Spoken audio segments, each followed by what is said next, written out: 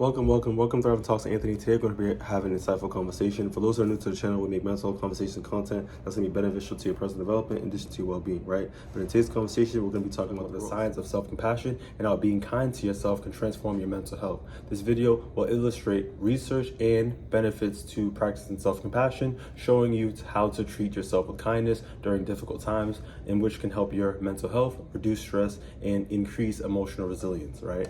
I find this is very important because we're able to help other people out. We're able to do all these extravagant things. However, if we're not being kind to ourselves and giving that self-love and that compassion to ourselves, we're not going to be able to feel adequate. And this causes a disturbance to our mental health in different areas of our life. So by diving into the introduction, we're going to be able to talk about the introduction of self-compassion, right?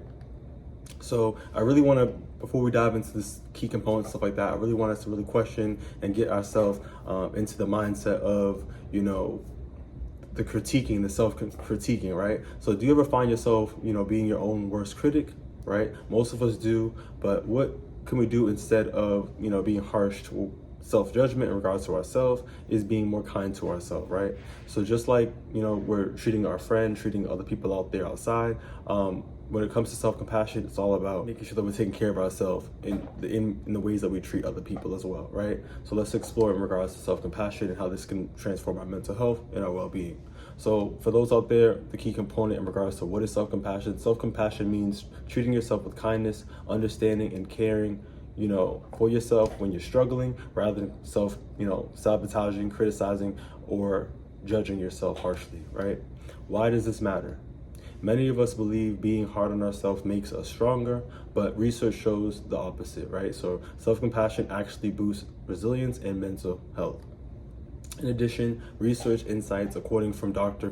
Neff in 2003, self-compassion involves three core elements: self-kindness, mindfulness, and sense of common humanity.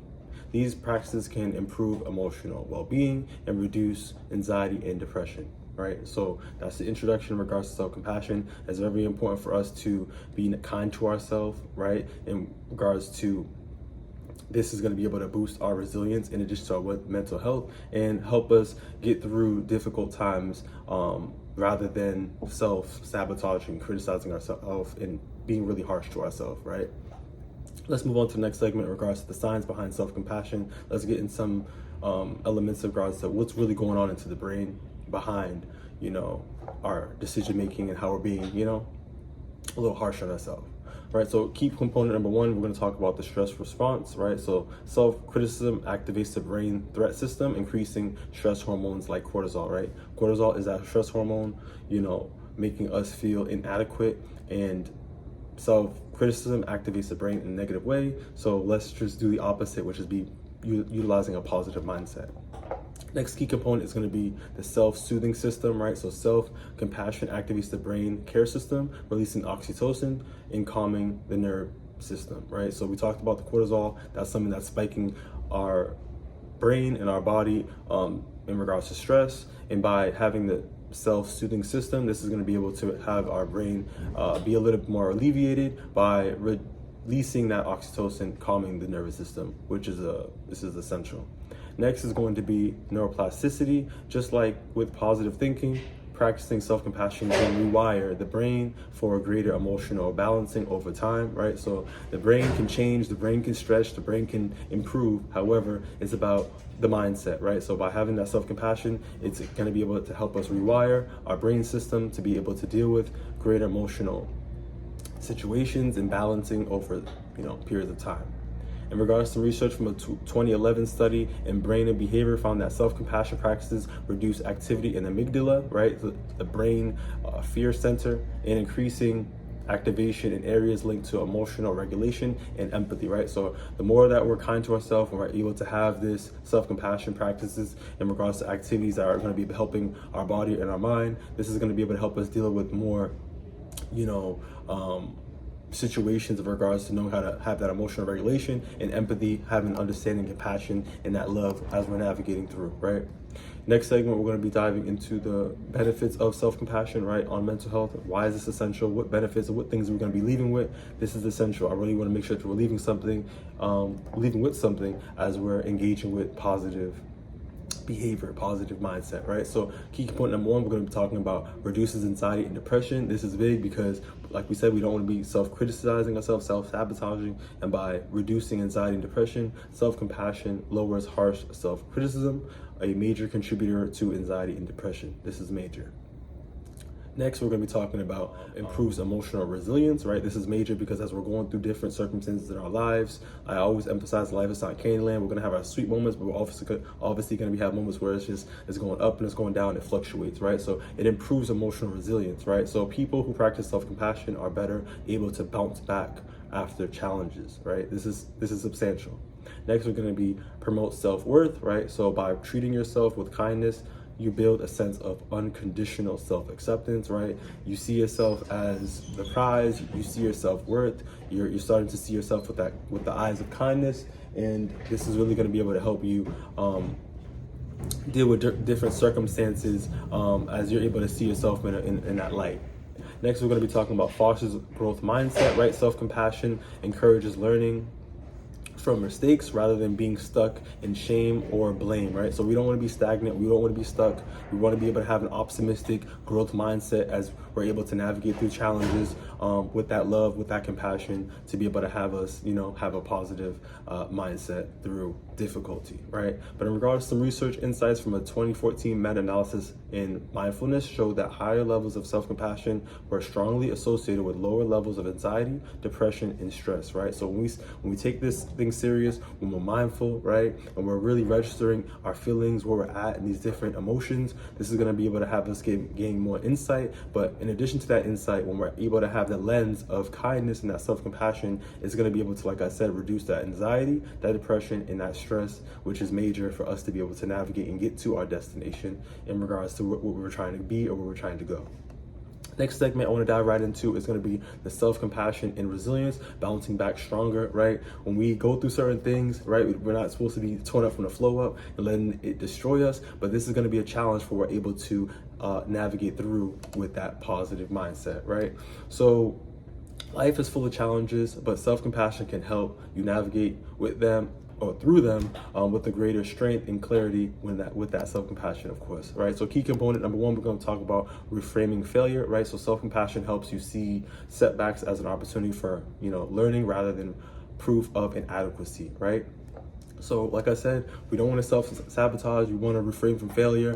When we have failure, we want to be able to learn through it and seek ways to improve rather than letting us self-sabotage and letting that negativity kind of just pamper over us with that darkness. We don't need that. Next, we're going to be talking about increases coping skills, right? So people who are self-compassionate are more likely to use healthier coping strategies like problem solving, seeking support, and practicing mindfulness, right? So we really want to make sure that we're advocating for ourselves. Everybody's different. Everybody has unique abilities and characteristics, right? We went through different circumstances. However, we really want to make sure that we're having adequate coping skills and strategies and the right tools to be able to get the right support as we're going through whatever circumstance. Next is going to be sustained motivation, right? So with that self-compassion, right? Far from making you complacent, self-compassion actually boosts motivation by creating a safe space for you to grow, right? Like I said, when you're in a conducive environment, you're around people that are pouring into you, that loving you, supporting you, right? Giving you that good sense of direction and that support, right? In addition to practicing that mindfulness, this is going to really be able to put you into aroma of that motivation, helping you feel adequate, helping you feel good, helping you feel loved, and seeing yourself in the light that you're supposed to see yourself, helping you navigate to the destination where you're trying to be and where you're trying to go. In addition to this component in regards to talking about self-compassion and resilience and bouncing back from, setbacks in regards to being stronger, let's add some research, right? So from a 2017 study from the Journal of Personality and Social Psychology found that self-compassionate individuals are more likely to persist in their goals after a failure compared to those who were self-crucial, right? So this really shows that people that are out here that have goals, that have things that they're trying to do, that went through some setbacks, are able to have better outcomes compared to those that are more self-critical, like I said, that self-sabotaging, right? So it really does show the mindset that you have When you have a negative mindset, you're going to be taught from the floor up. You're going to be having darkness over you. Rather than you having a positive mindset, it's really going to help you persist through navigating through the situation and your goals. Next segment, we're going to be talking about how to cultivate self-compassion in your lifestyle, right, in your life. This is really important because everybody has their own things that they're doing, career, obligations, etc. But being able to incorporate self-compassion into your life is going to be able to help us substantially, right? So the good news is that self-compassion is a skill that anyone can develop. So let's look at some in ways that we're able to practice self-compassion in our daily life and our daily routine. So key point number one, we're going to be talking about self-compassionate break, right? So when you're feeling or struggling, you want to be able to pause and say, this is the moment of suffering. Next, you want to be able to say suffering is a part of life.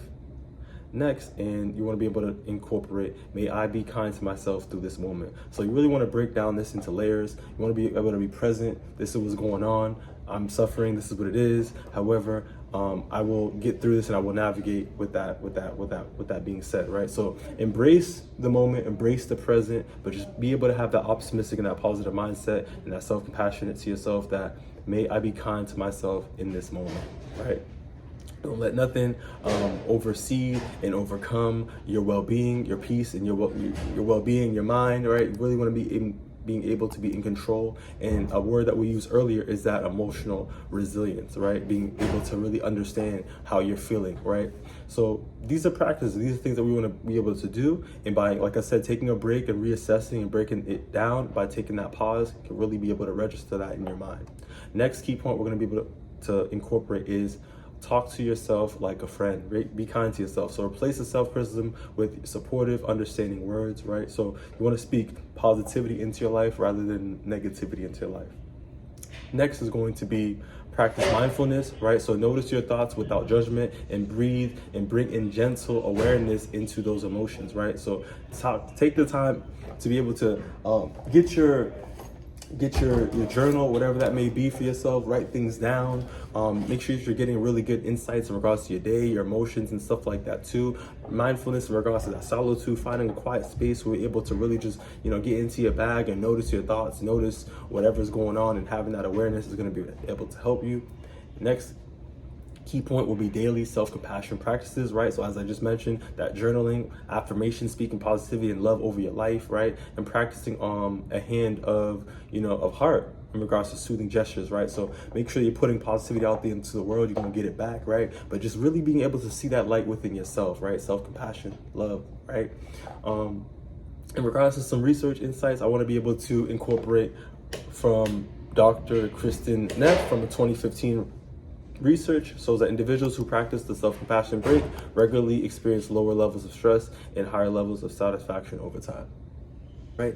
So that's really important for us to take in consideration. Like I said, taking breaks where we're able to regulate and understand how we're feeling, and doing this will be able to reduce that stress and be able to help us have that life satisfaction as we're navigating through our life, right? So I just want to be able to just kind of wrap things up. As we talked about self-compassion, this is a really powerful element of life. We're not able to love ourselves, see ourselves in a good light. How are people going to see us in a good light either? You feel me? I really want us to take that into consideration, right? So self-compassion is not a weakness, it's a strength. It's a foundation of resilience, emotional well-being, and personal growth. By practicing kindness towards ourselves, you can create a life-lasting change to your mental health, to your life, right? So once again, if you found this video beneficial, you have anything to comment, if necessary, do that, you know what I mean? But please share, you know what I mean? Help other people out there, give that positive energy, and keep thriving. See you on the next one.